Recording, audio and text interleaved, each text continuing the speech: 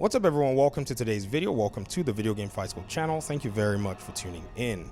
This is Middle-earth: Shadow of Mordor, and it's actually running at 8K, and I think it's doing anywhere around 60, 70 FPS. And you may wonder, well, what are we going to even do with 8K?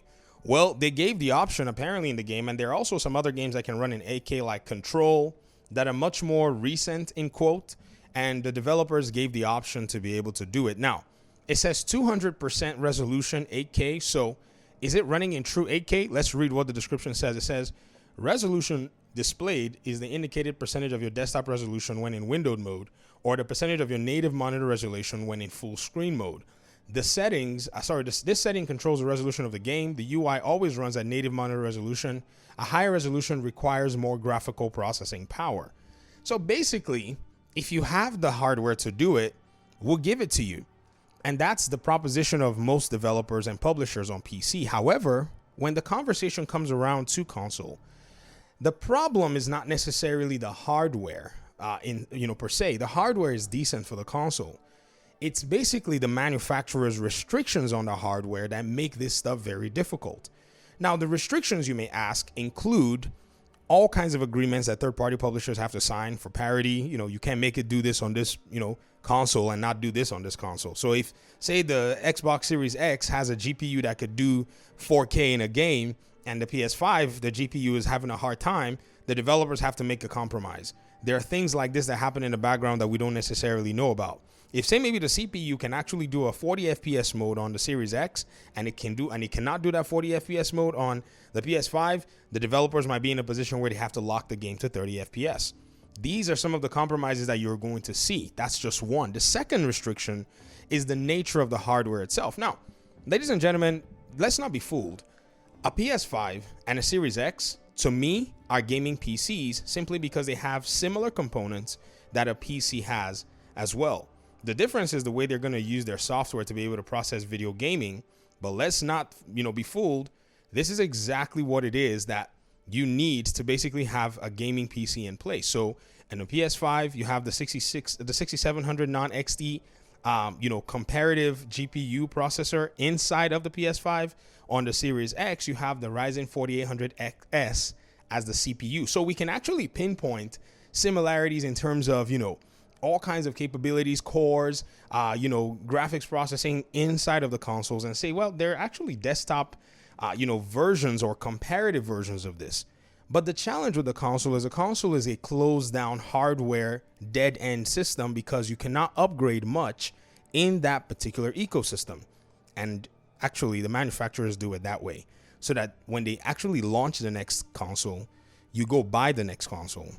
In the case of a gaming PC, on the other hand, even if you buy it pre-built or you build it yourself, you don't need to make those changes. You can actually modify all kinds of different things individually that can give you the performance boost that you need. If there's a new game that comes out that maybe your build might not be able to give you the performance you want, you can upgrade one or two things and you're good. So it is in this ecosystem that the developers and the publishers actually do shine, where they can give you more options than, say, the console platform. The console platform, they don't necessarily have too much of a leeway, or they have to jump through hoops and red tapes to do it. I strongly believe that one reason a lot of these video games have not necessarily been ported yet, or at least given their 60 FPS versions on console, even though the new consoles can deal with them, is simply because the developers and the publishers don't even want to deal with the hassle to go ahead and submit a build and all this stuff, just so that they can say, oh, okay, yeah, we did this or we did that. Nah, that's a whole bunch of nonsense. In their minds, they're thinking, why would we bother doing that? Because it may just not even be, except they want to basically go ahead and, in a sense, serve their consumers. Man, God help us that they actually do that. I know, right? But for the most part, just the hassle to do it is not necessarily worth it for them because the ecosystems, from a management perspective, are kind of closed. And from a hardware perspective, it's also kind of closed. So again, I think we need to start thinking, about these consoles as gaming machines for the most part. That's what they are. They really are your gaming machines. And the moment you can start looking at it from that perspective, the moment you can actually start taking into account exactly what they are, then you start realizing that, oh, wow, This is actually something that, you know, if I wanted the options, then I need to get something similar, but removes all of the restrictions at the end of the day. And something similar will be a gaming PC.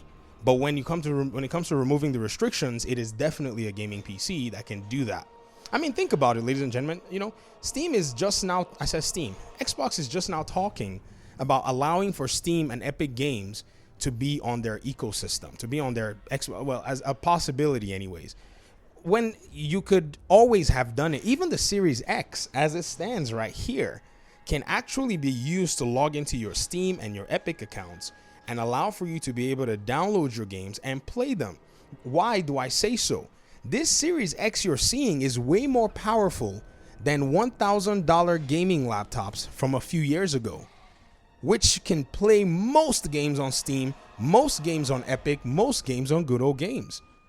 So, ladies and gentlemen, they may necessarily not, you know, want us to basically have that freedom. This is why they're keeping their ecosystems closed. But now that the market is changing, they see no reason to keep the ecosystems closed, because PC hardware has just gone leaps and bounds, and we're literally still sitting here waiting for a console manufacturer to do a mid-gen refresh, when you can literally just go, you know, to Amazon and do a mid-gen refresh for your own self whenever it is that you feel like it, or whenever you want. Midnight, morning, evening, whatever you want.